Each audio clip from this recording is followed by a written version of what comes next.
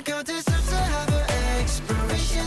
Have a little fun without an explanation. My friends, it's P1Harmony. Let's go, boys. How are we? Oh, we're doing very, very good. How are you, Liam? Oh man, I'm doing so good. It's been quite a long It time. has been a long time. The journey stretches back a while. And No, it's, yeah. It's crazy because every time I see you, I feel like we've all lived a million different lives. You've gone through 50 million different hairstyles. You know. And I was taking one look at your schedule from your time here in LA. You know, I saw it and I was exhausted looking at your schedule. How are you feeling? I feel like it's quite hectic schedule, but it was a so amazing experience. So like it's been a while to been here LA, and we're so glad to meet again in this Cake on LA. And there's also so many amazing artists in there. So yeah, it's good to see you, and our fans they enjoyed our shows. So yeah, everything is very good. Good. I'm glad. You know, you mentioned it's been a while since you've been in LA, but you do come here a lot. Yeah. It's kind of, you know, your second nature at this point. It's not fresh. You know, I feel like when acts come for the first time, they're like, wow, you know, like taking it in. But for now, this is kind of like a second, third home for you guys. Right, true. What have you learned about the US music industry, the industry, how it works over here compared to back home during your time? 확실히 그 워낙 종류도 다양하고 좋아하는 사람들 취향이 뭔가 딱 정확하게 다들 정해져 있는 느낌이 좀 많이 들었어요. 그래서 K-팝을 좋아해 주시는 분들도 그만큼 더 열광해 주시고 K-팝을 너무 사랑해 주신다는 느낌이 많이 들었고, 다른 장르에 계신 가수분들을 뵐 때도 되게 자부심이라던가 전문성이라던가 이런 게 되게 뛰어나다라는 느낌을 좀 많이 받는 것 같습니다. And it's interesting too because, yeah, as you say, you know, there's so much to pick and choose from. Los Angeles is one of those cities that whenever an artist from all over the world tour, they're going to stop here. It's a guarantee. Right. So the fact that people are spending their hard-earned money to come and see you guys, Right. you know, an act that is from the other side of the world. Right. Like, I mean, you're a few years into your career now, but it still must blow you away. Yeah, no, I think definitely sometimes we get, you know, questions like, do you ever get used to it? And, you know, because we're on our 5th year now, I think a lot of people kind of tend to ask that question. But I think for us, anytime, I mean, we briefly talked about it at KCON too, but I feel like anytime we're in a city like LA, or just any city in general, and we're performing in front of people, we never expect to see the amount of people that are there. And we performed our first, for the first time off of our new album, so we performed Duh and Pretty Boy for the first time in front of a huge arena like that. And you know, when you're going into an arena, especially also a festival where there's a whole bunch of other artists there, you don't know who's going to be there for you. And especially when you're performing songs that you've never performed for the first time, you're like, what if you come out and you sing this song and nobody knows the song and it's just quiet? You know, that's like the most terrifying thing ever. And so I feel like we're always on like our tippy toes, and we're always, you know, anticipating what might happen. And, you know, obviously as, you know, performers and, you know, as artists, sometimes we like to overthink a bit and think like, okay, what if no one reacts to this song? But the crowd was so loud last night. It was to the point where I couldn't even hear myself for a second. And so, you know, those moments definitely, you know, always keeps us humbled, and it reminds us to never, you know, it's just impossible to get used to it. I think it just keeps hitting us new every single time. I think it would be dangerous if you got used to it. Yeah, exactly. I feel the same way. You know, I feel like getting complacent with the situation you're in would make you maybe not work as hard, maybe not give as much time and energy to your fans. So I think you're in a good headspace about it. It's fascinating you mentioned the 5 years. Does it feel like it's been 5 years? Does it feel longer? Does it feel shorter? How do you feel about the time that's gone by? 되게 시간으로만 생각하면 뭔가 되게 짧게 느껴졌는데, 뭔가 우리가 지난 해온 것들을 뭔가 느끼고 생각해보면 굉장히 해온 게 많았던 것 같아요. 특히 LA에서만 해도 저희가 처음 또 축구장에서 공연했을 때도 있었고, 투어도 몇 번 했고, 정말 하나하나 기억을 되짚어보면 너무나 많은 것을 했던 것 같아요. 다시 생각해보면. I mean, there's just so much content that you've done over that time. Yeah. And it's so fast paced. Yeah. And I mean, you've got choreographies that you've got to store in your brain that you've got to pull out in a split second. I don't know how you do it. We don't. We forgot. That's why every single time, like if it's an old song, we have to go back into the practice room and we're like, okay, guys, wait, what? Even like when we're preparing for our tour, there's definitely like some old songs and some new songs that we're doing. But when we have to retouch on the old songs, we have to all sit there and be like, wait, what was the lyrics? what was the lyrics? Where are you standing? What? How do we do this dance? Yeah. And then we have to just retouch on them over and over again. And it's because, like you said, it's so saturated in our brain and we have so much stuff going on that like subconsciously we just end up forgetting the stuff that we feel like we don't need to remember and then just bring it back when we need to, and it's just like a crazy cycle. Yeah. Do you ever get nostalgic about things you've done? Like, do you ever go back and go, the beginnings or this whole Mnet performance or whatever it may be? Right. Do you ever go back or do you ever think about the old times, or are you very forward thinking? 저는 추억을 굉장히 중요시 생각합니다. 많이 보기도 하고 얼마 전에도 저희 처음에 M 카운트다운 한 거 좀 봤는데 사이렌 때 정말 기가 막히더라고요. 그런 거 보면서 근데 미래도 물론 중요하긴 한데 저는 개인적으로 추억을 조금 더 중요시하게 생각하는 것 같아요. 계속 영상 계속 찾아봐요. 뜨면은 그냥 안 지나치고 보고 그때 보면은 참 풋풋하고 다들 어리고 귀엽고 그랬던 것 같습니다. It's interesting you say that everything's been documented. Right. I feel like that's a blessing or a curse. Yeah. Um, Tell me about it. do you feel like because everything is documented, there's a camera at all times, you always have to be on, if that makes sense? Yeah. I think in the beginning, yeah. I think definitely in the beginning, because it was our first time, they just kind of just put us out there, right?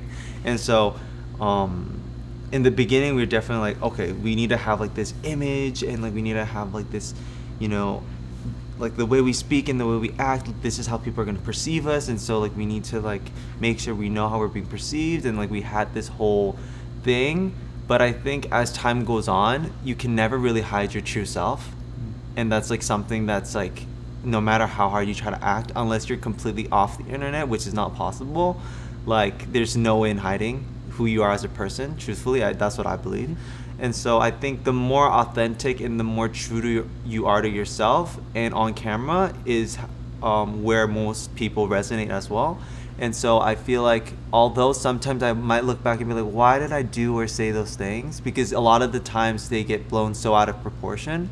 And sometimes, I'll say something and I'll just like say it as a joke and like kind of just say it as a passing by kind of moment. But everyone will be like, oh, like Keeho said that. So like blah, blah, blah, blah. And so sometimes I look at that, I'm like, oh, like why did I say that? But I think that's the beauty and the scary part about the internet. But I think as long as you're true to yourself and you're authentic, then your fans and the people that love you will see you for that. And yeah, I think we're better at just being ourselves now and not trying to force a certain thing. Yeah.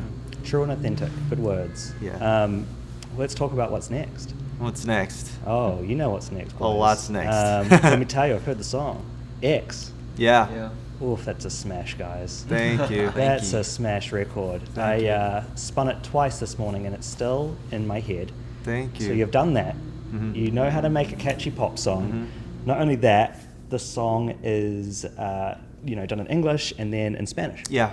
And you've dabbled in Spanish stuff before, whether it be a cover on the internet, whatever. Maybe you've done a tour and you'll sing a song in Spanish, but never a song. Yeah. Why this song?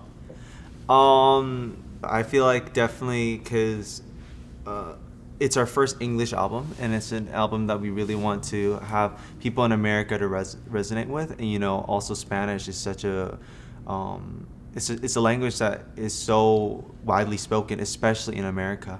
And so we really, really wanted to have that song be able to resonate in a way that's not just English, but in a way that might be, native to the people here, that is different from just English.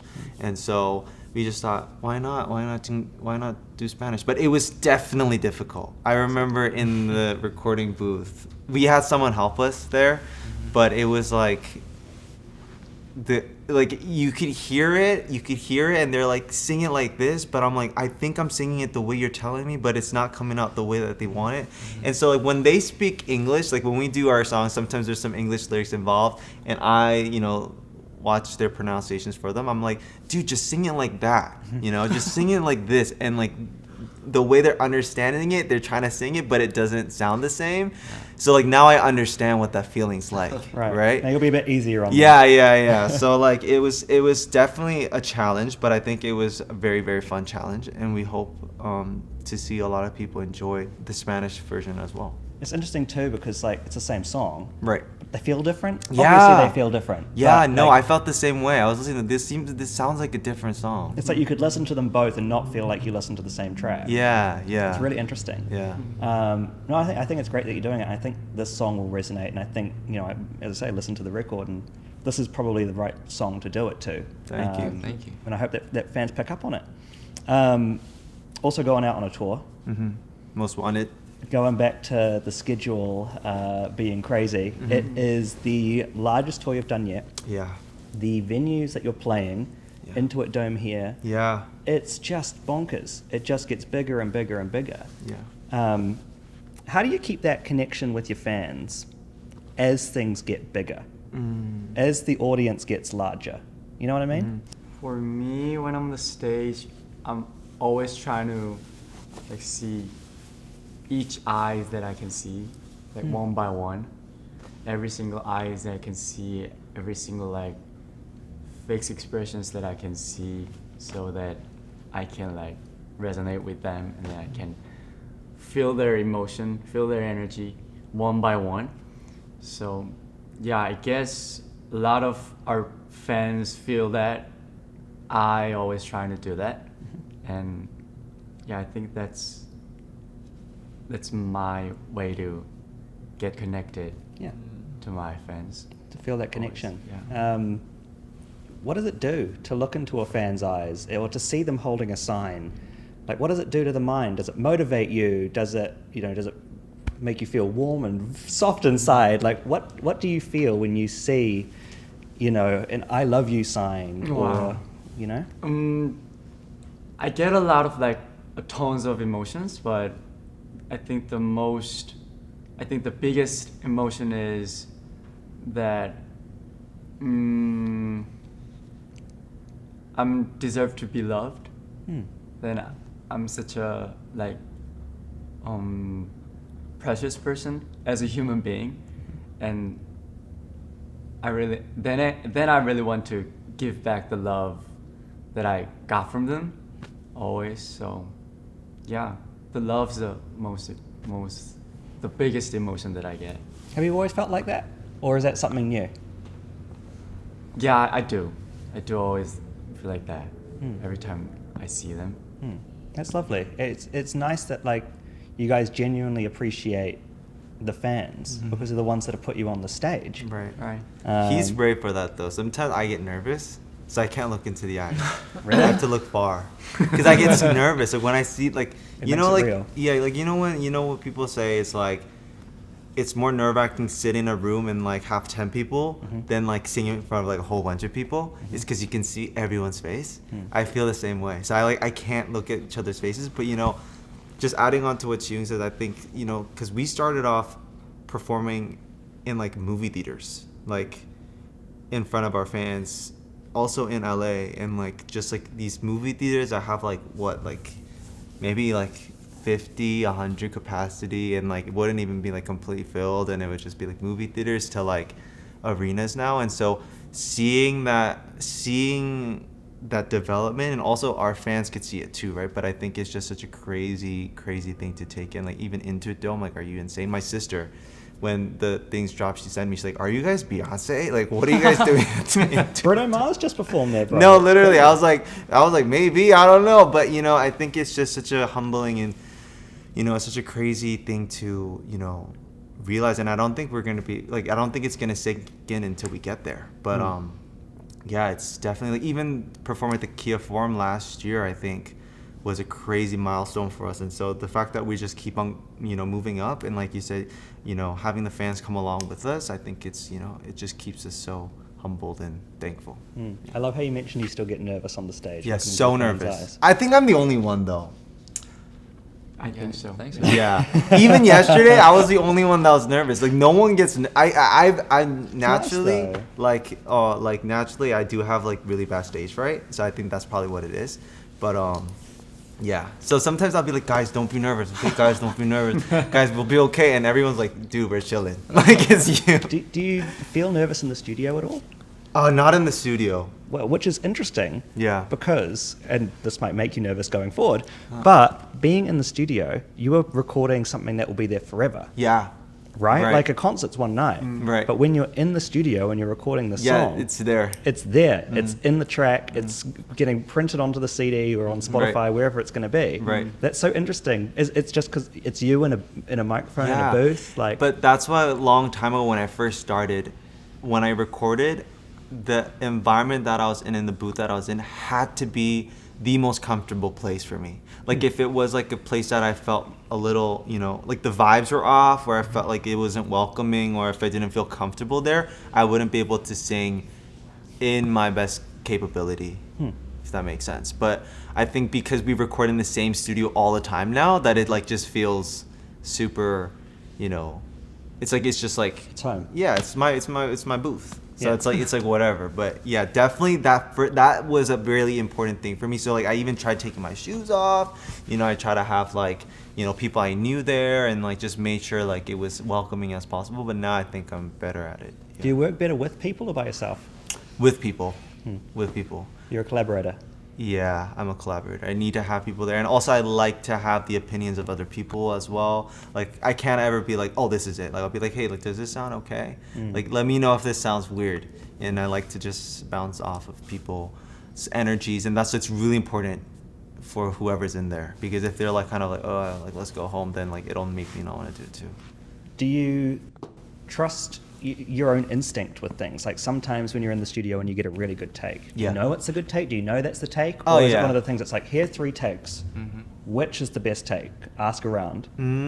I think it's different, and I think it's different for everyone. Yeah. For me, like, I'm very obsessed with the quality and I have a specific what I want to like song when the song comes out. Like my voice is like expressed like in that way, like expressed like in that way. So I have exactly the taste about my songs, and I wrote my lyrics on. So yeah, sometimes I've got more nervous in the booth for more than the stage.